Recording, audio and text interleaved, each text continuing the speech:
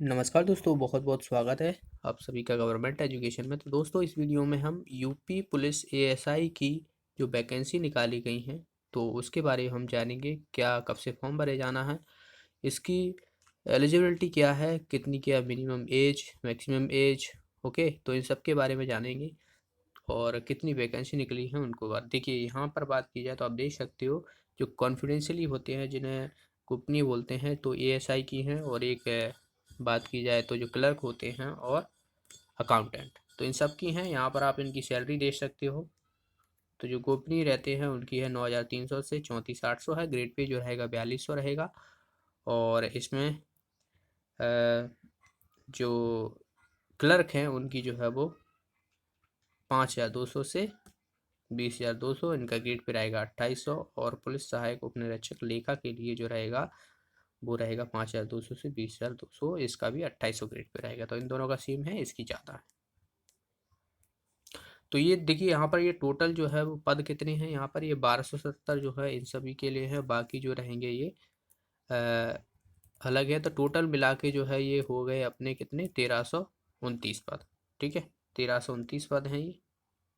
तो इतनी पदों पर ये भर्ती होनी है, जिसमें जो है वो अनारक्षित 121 है। जो आर्थिक रूप से इकोनॉमिक वीकर सेक्शन के होते हैं उनके लिए 29। अन्य पिछड़ा वर्ग के लिए ओबीसी के लिए बात की जाए तो 79। अनुसूचित जाति के लिए 61 और अनुसूचित जनजाति के लिए 5। ठीक है, तो ये कब है, ये जो है वो श्रेणीवार जो गोपनीय हैं उनके लिए हैं। तो ये है 295 टोटल पद। बाकी जो रहेंगे क्लर्क के लिए वो 624 हैं। तो आप देख सकते हो इनकी नंबर ऑफ वैकेंसी। इसकी मैं पीडीएफ की लिंक आपको डिस्क्रिप्शन में डाल दूंगा, तो इसे आप डाउनलोड कर सकते हो और देख सकते हो आराम से इन सभी को। ये ग्रेड पे सब मैं बता चुका हूँ। और यहाँ पर आप देख सकते हो ये। अब हम बात करते हैं यहाँ पर ये एग्ज़ाम फॉर्म कब से स्टार्ट होना बनना। तो आप देख सकते हो यहाँ पर 1/5/2021, यानी अभी मार्च चल रहा है। मार्च के बाद अप्रैल, मई में। ओके, तो मई में ये भर्ती होनी है, एग्ज़ाम फॉर्म भरे जाएंगे। तो जाहिर सी बात है कि इसका एग्ज़ाम जो है वो मई में अगर ये भरा जा रहा है तो मई, जून, जुलाई, तो 2 महीने अप्रोक्स मान के चलो, उसके बाद ही एग्ज़ाम होना है इसका, एग्ज़ाम फॉर्म भरने के बाद। बाकी लास्ट डेट जो है इसकी 31। पूरा 1 महीना है आपके पास, 1 से स्टार्ट है, 31 तक रहेगा। 400 रुपये इसकी फ़ीस लगेगी। आगे, तो इसमें जो टाइपिंग है वो मांगी गई है। टाइपिंग हम देख लेते हैं कि क्या क्या जो है वो टाइपिंग चाहिए कि इसमें आपको। देखिए, जो एसआई है, जो एसआई कॉन्फिडेंशियल है, यानी पुलिस उप निरीक्षक है, तो उनके लिए हिंदी 25 और अंग्रेजी 35। ठीक है, हिंदी में वर्ड पर मिनट जो है 25 रहेगा। इंग्लिश में अगर बात की जाए तो 35 वर्ड पर मिनट मांगी गई है। स्टेनो हिंदी में बात की जाए तो 80 वर्ड पर मिनट मांगी गई है। वो लेवल एग्जाम पास होना चाहिए आपको। ठीक है, और यहाँ पर इसमें भी देख सकते हो आप, कम से कम 25 हिंदी में और 30 जो है वो अंग्रेजी में। इसमें जो है वो 30 मांगी गई है। बाकी जो लेखा है, पुलिस सहायक उपनिरीक्षक की बात की जाए तो इसमें जो है वो कम से कम 15 शब्द प्रति मिनट मांगी गई है हिंदी में। और बाकी यहाँ पर ओ लेवल परीक्षा उत्तीर्ण करना अथवा सरकार द्वारा समक्ष मान्यता प्राप्त जो भी सर्टिफिकेट होना चाहिए कंप्यूटर में। तो इतनी आपको इसमें एबिलिटी मांगी है। तो ये हो जाएगी एसआई के लिए, और ये जो है वो एएसआई के लिए रहेंगे। अब हम बात करते हैं यहाँ पर, इसमें आपको जो कंप्यूटर का डिप्लोमा होता है, जो आपकी डिग्री होगी, तो उससे संबंधित होना चाहिए। देखिए, कंप्यूटर एप्लीकेशन में या आप कोई भी यूनिवर्सिटी से कंप्यूटर में आपने कंप्यूटर साइंस से जो भी किया हुआ है वो आपके लिए यहाँ पर काम हो जाएगा। वही आपको सर्टिफिकेट लग जाएगा। कम से कम 2 वर्ष की सेवा की हो प्रदर्शनिक सेवा में, और राष्ट्रीय कैडेट रिकॉर्ड का भी प्रमाण पत्र प्राप्त किया हो। आयु की हम बात करें तो मिनिमम एज यहाँ पर जो है वो रखी गई है 21, और अधिकतम हो जाएगी 28। आयु पूर्ण ना हो। और इसमें जो है वो छूट की बात करें तो 5 वर्ष जो है वो अनुसूचित जाति के लिए, 5 वर्ष, अनुसूचित जनजाति के लिए, अन्य पिछड़ा वर्ग के लिए 5 वर्ष, और भूतपूर्व सैनिक हैं तो उनके लिए 3 वर्ष, और जो उत्तर प्रदेश राज्य कर्मी हैं उनके लिए 5 वर्ष। तो ये इनके लिए छूट है, आप देख सकते हो यहाँ पर। चरित्र प्रमाण पत्र ये सब बाद में ज़रूरत है। यहाँ पर आपको फिजिकल की हम बात करें तो मानसिक और शारीरिक दृष्टि से उसका स्वास्थ्य अच्छा होना चाहिए एक तरीके से।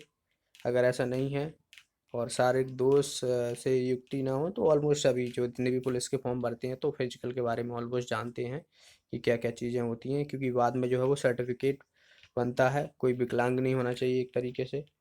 और इसके पेपर के सिलेबस की हम बात करें तो क्या कैसा पेपर होना है, 400 अंकों का होना है, जिसमें हिंदी और सामान्य हिंदी, कंप्यूटर ज्ञान 100 नंबर का, ठीक है। सामान्य जानकारी, सामायिक विषय ये भी 100 नंबर का रहेगा। और सामान्य मानसिकता बात की जाए तो संख्यात्मकता जो मैथ्स और रीजनिंग है तो वो भी 100 नंबर का रहेगा। ये भी जो है वो 100 नंबर की रहेगी। मानसिक अभिरुचि परीक्षा, उपलब्धि परीक्षा और तार्किक परीक्षा, ठीक है। तो ये 400 नंबर का टोटल होना है।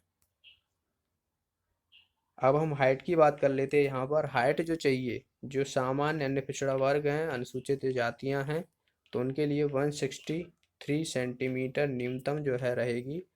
और अनुसूचित जनजाति के लिए 156 सेंटीमीटर जो है वो ऊंचाई चाहिए। सीना फुलाव की बात की जाए तो न्यूनतम 77 सेंटीमीटर होना चाहिए। फुलाव में कम से कम 82 होना चाहिए, मतलब 5 सेंटीमीटर फुलाव में। ऑलमोस्ट जितने भी हैं 5 सेंटीमीटर ही मांगते हैं, ठीक है। अनुसूचित जनजाति के लिए ये 75 मांगा गया है फुलाने पर, और 80 सेंटीमीटर से कम नहीं होना चाहिए, ठीक है।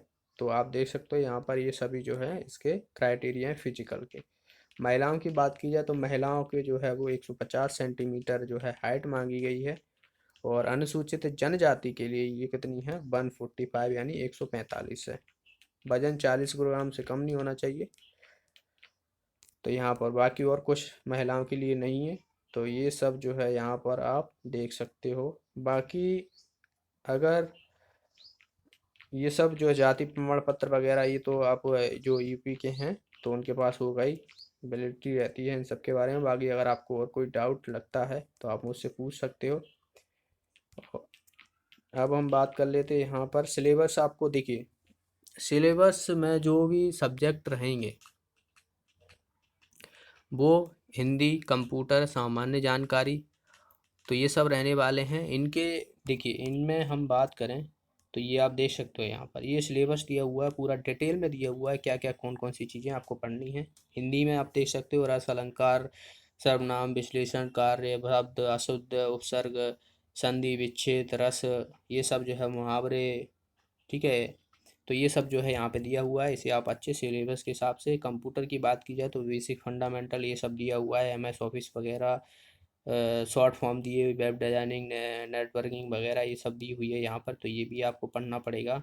और सामान्य जागरूकता की, जनरल अवेयरनेस की बात की जाए तो जो यूपी का है, साइंस की बात की जाए, भारत का इतिहास हुआ, तो ये आप देख सकते हो यहाँ पर ये सभी जो दिया हुआ है। करंट अफेयर्स में जो रेल, अंतर्राष्ट्रीय घटनाएं हुई, स्पोर्ट्स हुई, जो भी खेल हैं, पुस्तक हैं, इन सबसे जो है वो करंट अफेयर्स के बारे में पूछा गया है। देश, महज, मुद्राएं। मैथ्स की बात की जाए, रीजनिंग की बात की जाए तो आप देख सकते हो यहाँ पर आसान सा मैथ रीजनिंग में ये सब दिया हुआ है सिलेबस, ठीक है। ये भी उसी जैसा है, मेंटल एबिलिटी है। IQ टेस्ट की बात की जाए तो ये सब जो है वो इसका सिलेबस है। पूरा सिलेबस आसान है, कोई दिक्कत नहीं है।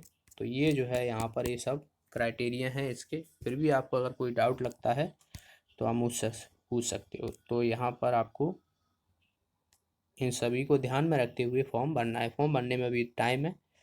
तो ये वैकेंसी निकाली गई हैं तो 1329 जो है ये वैकेंसी है, जिसमें SI की हैं और ASI की है, ठीक है। तो इस वीडियो को यहीं ख़त्म करते हैं। धन्यवाद।